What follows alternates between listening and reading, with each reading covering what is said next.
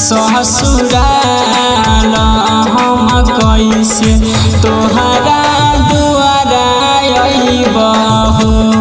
ए भोले बाबा पगली छोड़ा गइली ससुराल हम कैसे तोहरा दुआरा अइबहु। RK recording studio Madhopur.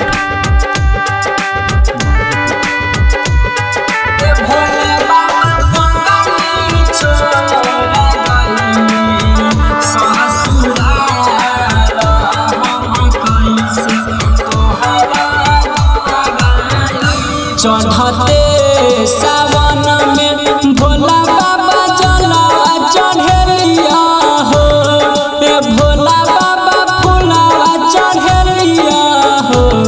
ए भोला बाबा पगली देला कही दिला पर छुरी मार हम कैसे तोहरा दुआरा अइबहु। ए भोले बाबा छोड़ा गइली ससुराल हम कैसे तोहरा दुआरा अइबहु।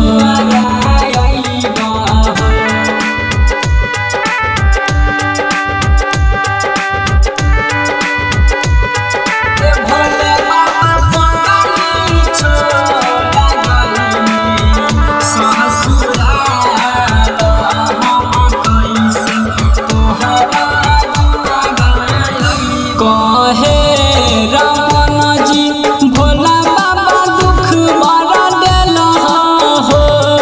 ये हो बाबा किया केल हो।